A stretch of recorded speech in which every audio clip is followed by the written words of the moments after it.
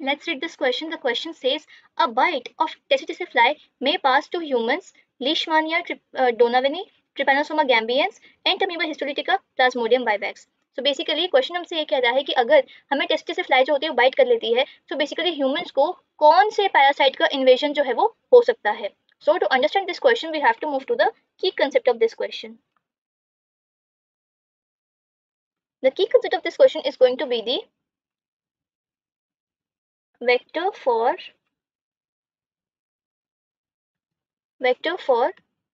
certain vector for different types of parasitic protozoans. So basically हमें यहाँ पे कुछ प्रोटोजोन्स दिए हुए हैं जो कि पैरासाइट्स हैं एंड इन पैरासाइट्स प्रोटोजोन के सर्टेन वेक्टर्स होते हैं जो कि अगर हमें पता हो तो we can easily solve this question. So if we come to our question tsetse fly, मतलब अगर टेसे फ्लाई जो है वो हमें पता लग जाए कि वो कौन से पर्टिकुलर पैरासिटिक प्रोटोजोन को कैरी करती है so we can easily identify कि इसके बाइट से कौन सा पैरासिट हमारे अंदर इन्वेड कर सकता है. सो टेसे फ्लाई जो होती है वो एक वेक्टर कैरियर होती है, वेक्टर की तरह काम करती है, एज अ कैरियर काम करती है and it carries a particular parasitic protozoa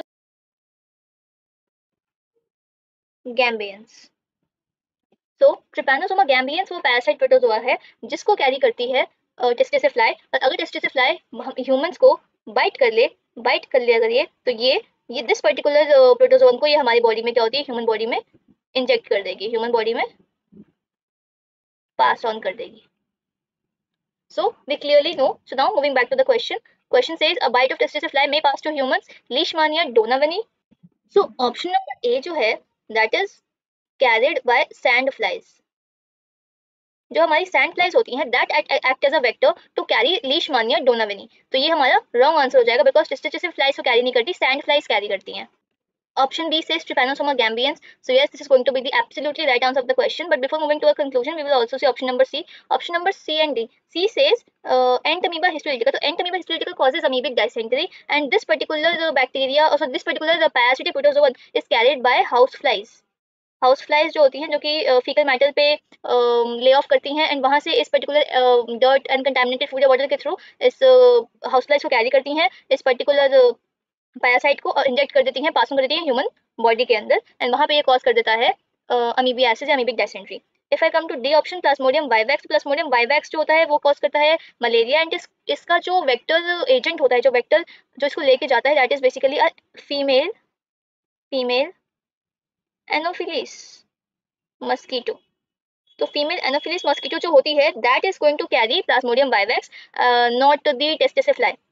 तो एंटमीबा भी हिस्टोलिटिका भी कैरी नहीं करती टेस्टिस फ्लाई और प्लाज्मोडियम वाइवैक्स को भी कैरी नहीं करता because P vivax carried by Anopheles mosquito, Entamoeba carried by house flies and Leishmania donovani is carried by sand flies. Trypanosoma gambians is the only parasitic protozoan which is carried out by tessitisse fly. Plasmodium vivax is also a type of protozoan only. So we can say that option number B is going to be the correct answer of this question. So option B gives us the most appropriate and the most suitable answer to this question. So I hope आपको ये question समझ में आया हो. Best of luck.